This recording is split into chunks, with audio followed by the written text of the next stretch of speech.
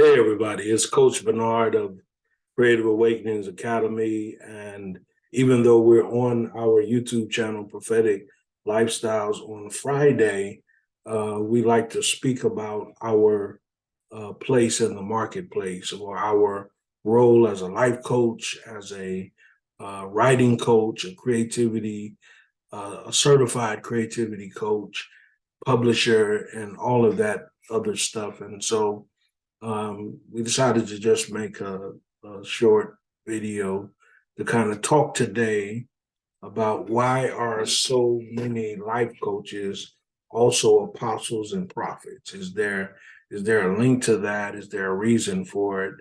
And on and on. Well, I've been a life coach now for actually 8 years. I started coaching in 2015. I've been an apostle now for 11 years, and so the two kind of come together. But this has been my journey, because back in the 1990s, when I was a pastor in a traditional denominational church, I had the privilege of mentoring several men, and to mentor them to prepare for their ministry, their callings, and as ministers and preachers and pastors and such. And I'll never forget, there was one particular young man who was my mentee, and he had a call to the ministry, a call to preach on his life, but he also was in broadcasting. And so he was doing radio. He was a radio broadcaster on a local station, and then he had developed his own television show. And this is before I became prophetic, where I knew without certainty that God speaks, and God was speaking to me, and I knew how to hear the voice of the Lord. But one of the things I heard the Lord, because the Lord was still speaking to me, even though I was struggling to understand or to even recognize his voice. And so when I was working with this young man, even though I was preparing him, mentoring him for ministry, I was also encouraging him to stay with the broadcasting and the television. And that's not the usual path that most ministers take. Once there's a call to minister, then we wait for God to assign us to a church where we can serve that congregation full time, which means that church becomes our livelihood. The salary we receive from there becomes our livelihood, and we're basically just ministering in that congregation. We may get opportunities to go other churches and minister, but that's pretty much was how we were doing ministry, and how most are still doing ministry. And so no matter where you are, you eventually you leave where you are so that you can go into what is called full-time ministry. But the Lord was revealing to me back in the 90s that he was raising up. I didn't have an understanding about this then, but he was raising up a new kind of minister, one who would do ministry and one who would do business in the marketplace. And this particular young man, he was the first that I had saw who was actually being called to that. Eventually, he left radio broadcasting, the television. He went into full-time ministry. Then he lost that, not because of sin, but just his own way of doing ministry caused his ministry to crash, and so he lost the church and all of that. But now I see what I didn't see 30 years ago. I see now where the Lord is raising up many, and he's raising up many ministers. And when I talk about ministers, I'm speaking specifically about vocational ministers, those who have a full-time call, God has called them into the ministry. The ministry is their vocation or their life. Many of them, they're doing ministry full-time. And full-time doesn't just mean that that's your only job or that's your only way of living, but full-time means that you are totally devoted to that ministry for the rest of your life. And that's basically what full-time is.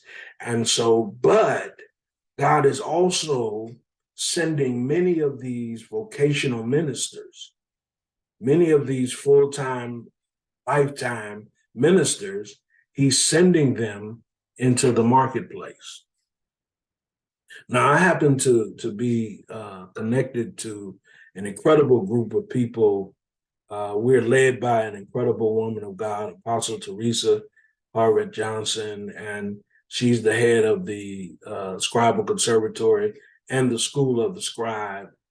But many of the scribes who have come through the school and who are a part of the conservatory, they are in ministry as apostles, prophets, teachers.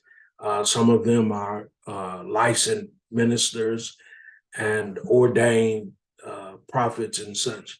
But then also many of them operate in the marketplace as life coaches. Matter of fact, there are so many of us that I'm thinking that we need to just have a meeting just to talk about talk about ministry and the marketplace, operating as a life coach in the marketplace, even though you have a calling to ministry. And so I believe God is doing this. God is raising up many apostles, prophets, teachers, even evangelists and pastors to be life coaches, to be mentors, to be corporate consultants, and just all different types of areas in the marketplace, because there's a new paradigm that the Lord is setting. There's a new mindset that the Lord is setting. And even in ministry, we're called to ministry to serve God and his people, but we're called to the marketplace to have influence, to create content, to make money, okay, to create wealth.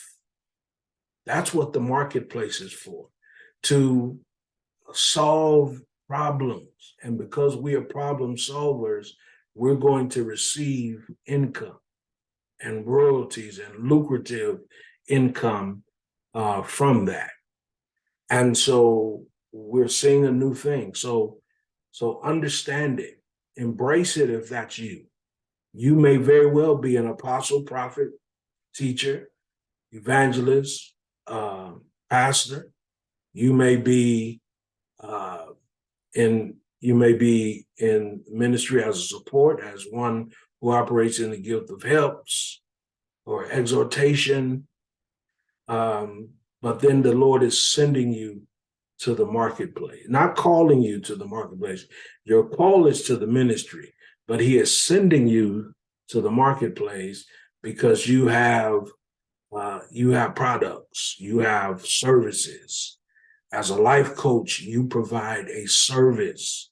You bring strategies and solutions to people and you help them. And it's an incredible thing to hold on to. So if you're struggling with being a life coach and you're in ministry, I want to help you. There's two ways I can help you.